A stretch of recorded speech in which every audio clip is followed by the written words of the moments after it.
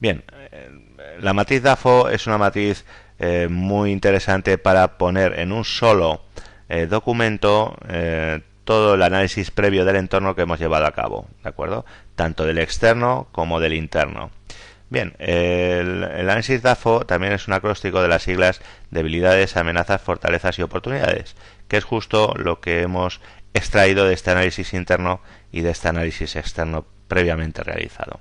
Lo vamos a colocar en una matriz de 2×2, 2 filas, 2 columnas, y vamos a diferenciar el análisis interno, el cual nos va a proveer de las debilidades y amenazas que tiene la empresa, perdón, de las debilidades y fortalezas que tiene la empresa, ¿de acuerdo? El análisis de la situación interna, factores estos controlables por la empresa, y lo vamos a diferenciar del análisis de la situación externa, la cual nos va a proveer de amenazas y oportunidades que en buena medida serán no controlables por la empresa aquellos que sean del entorno genérico, pero aquí también se incluirán otros controlables por la empresa y que son los del entorno específico que sí podemos modificar con nuestra actuación.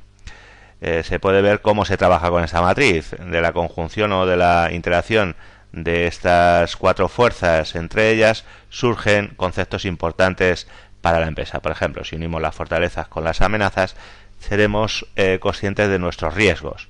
Si unimos las oportunidades y más nuestras debilidades, vemos nuestros puntos de mejora, los desafíos que tenemos por delante que acometer. Si unimos las fortalezas con las oportunidades, veremos nuestras auténticas potencialidades, nuestros máximos. Y por último, si unimos nuestras debilidades con nuestras amenazas, seremos conscientes de nuestras limitaciones, ¿de acuerdo? De esta forma podemos trabajar activamente con este documento a lo largo del horizonte de planificación. Entramos ahora en la fase de formulación e implantación de estrategias. En este caso también nos apoyamos en el mismo autor, Michael Porter, el cual nos da una tipología de estrategias competitivas, en la cual diferencia 3. Una estrategia de liderazgo de costes, una estrategia de diferenciación de productos y una estrategia de segmentación de mercados. Es decir, cuando yo vendo algo, he de ser el más barato, Ryanair, por ejemplo, es decir, voy a dirigirme a la industria en conjunto a un coste competitivo muy bajo, lo cual me va a permitir un alto grado de penetración y éxito, o bien puedo hacer las cosas lo mejor posible, puedo hacer el mejor producto del mercado, siguiendo una estrategia de diferenciación de productos. En este caso me comunicaré con mi industria diciéndole que mi producto es el mejor, el más eficaz, el de mejores características, es decir, soy por ejemplo Apple, ¿no? Ryanair o Apple siguen estrategias radicalmente diferenciadas, pero también puedo llevarme a cabo una estrategia de segmentación, es decir, puedo dirigirme hacia un segmento en concreto y no a la industria en conjunto, y en ese segmento en concreto operar mediante una ventaja competitiva obtenida bien por ser el más barato o bien por funcionar con el mejor producto. Bien, además debemos de tener en cuenta los elementos, actividades que inciden en la redacción de una adecuada estrategia, entre las que destacamos el diseño organizativo.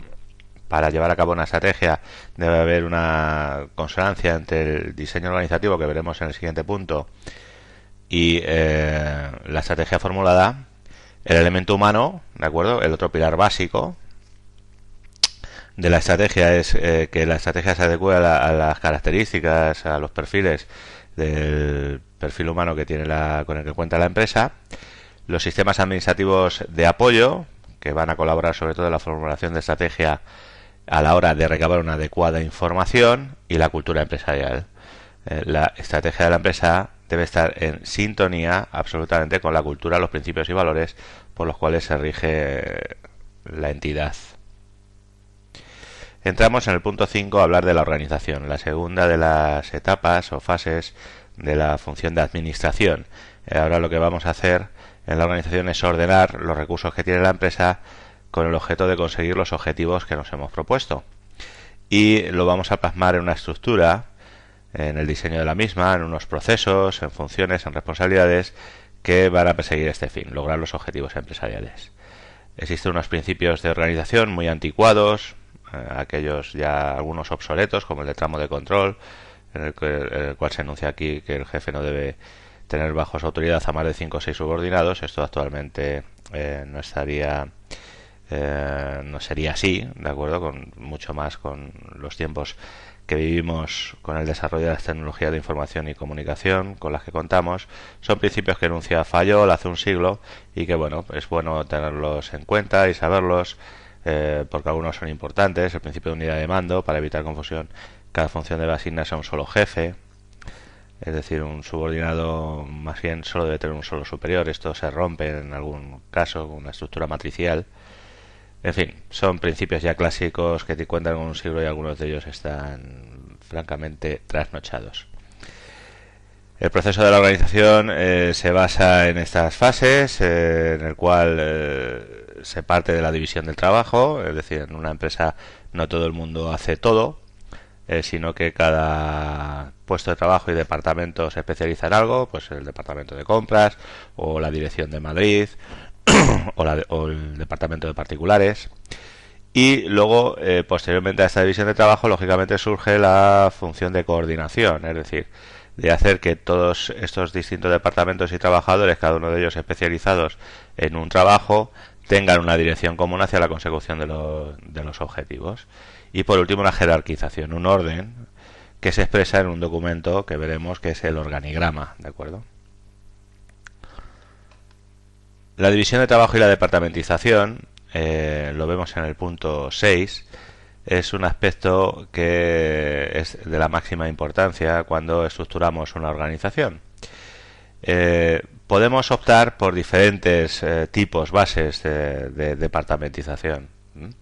Tenemos, por ejemplo, la departamentización funcional, en la que lo que prima es la función o las tareas que integran cada departamento. Entonces, bajo esta departamentización funcional, optaríamos por crear en una empresa el departamento de compras, de producción, de finanzas, de recursos humanos. También podemos optar por una base de agrupación geográfica. En este caso, los departamentos sería el departamento de Madrid, el departamento de Valencia, o la dirección norte, dirección sur, o el departamento de Europa, América, Oceanía. Podemos optar también por el producto y tener al frente de cada uno un product manager dedicado, pues, por ejemplo, en el caso de la distribución, pues el departamento de alimentación, el departamento textil, el departamento de electrónica. O podemos optar por el proceso. En el caso del proceso productivo, por ejemplo, en el ejemplo de la automoción de los coches, pues tendríamos el departamento de motor, el departamento de montaje, el departamento de pintura, etcétera, las diferentes fases por las que pasará el proceso productivo. También tenemos la departamentización por clientes, ¿no? Y aquí estaría, pues, el departamento de particulares, el departamento de empresas, el departamento de grandes clientes. Y más subsidiariamente, marginalmente, con menos importancia, estaría el turno. En este caso, pues hablaríamos de un departamento de mañana, un departamento de tarde, un departamento de noche, por ejemplo, una fábrica que emplease los tres turnos. Y esto fuera importante. Una vez que hemos tenido en cuenta esa división de trabajo y esa departamentización, debemos seguir en la siguiente fase por la decisión de la toma de decisiones. Es decir, tenemos que decidir cuántas personas van a formar parte de ese proceso de decisión, y si son pocas, la autoridad y la decisión van a estar concentradas en el ápice estratégico, la dirección superior, o bien si esa decisión se descentraliza y todas las partes de la organización pueden tomar decisiones dentro de su ámbito de actuación. En ese caso diremos que la organización está descentralizada, ¿de acuerdo? Bien, hablar de la centralización y de la descentralización es hablar en última instancia de la jerarquización, es decir, del establecimiento de centros de autoridad y comunicación que se relacionen entre sí, ¿de acuerdo? Una vez que nosotros establecemos ámbitos de poder, parcelas en cada una, no solo debemos respetar estos ámbitos de poder, sino que tenemos que dar coherencia a esta decisión que hemos descentralizado en un ejercicio posterior de comunicación y coordinación entre ellas. La estructura organizativa es la forma en que van a disponer los distintos niveles jerárquicos. Entonces vemos que existen diferentes estructuras organizativas que tenéis aquí enunciadas. Esta es la estructura organizativa lineal, funcional, staff, comité, multidivisional, holding, matricial y en red. Las vemos aquí enunciadas de manera más gráfica a continuación, ¿de acuerdo? Y la coordinación de esta estructura organizativa sería la sincronización de esfuerzos y recursos para realizar las funciones eficientemente. Es decir, volvemos a lo mismo. Una vez que hemos separado el proceso de decisión, una vez que hemos especializado las distintas organizaciones, debemos establecer mecanismos de enlace que den coherencia última al fin que persigue la empresa como tal, ¿de acuerdo? Vamos a ver esas estructuras organizativas clásicas un poco gráficamente a través de organigramas que tenéis aquí representados. En el caso lineal o jerárquico es el ejemplo típico de organización. En la estructura lineal o jerárquica, la inicial, la autoridad se concentra en una sola persona, que es la que se hace responsable de un equipo, ¿de acuerdo? De todo lo relevante a ese equipo. Sería, por ejemplo, el caso de estructura lineal jerárquica, sería típico de organizaciones más clásicas y más contrastadas, como puedan ser pues el caso del ejército o la iglesia, donde un obispo se hace responsable de toda su diócesis, o en el caso de un militar, el coronel se hace responsable de todo lo que ocurra dentro de su regimiento en concreto.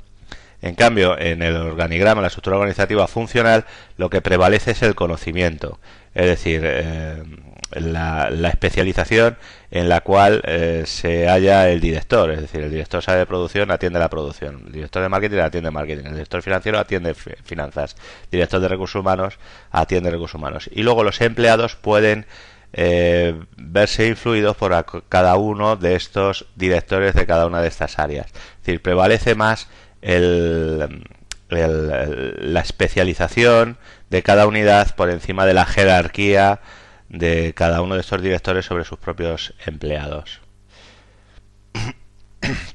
Existen otras estructuras de soporte a las clásicas, más bien, que sería, por ejemplo, la estructura de staff. En este caso existen diferentes unidades o departamentos que salen de la línea jerárquica y que lo que proporcionan es información y asesoramiento a la misma, ¿no?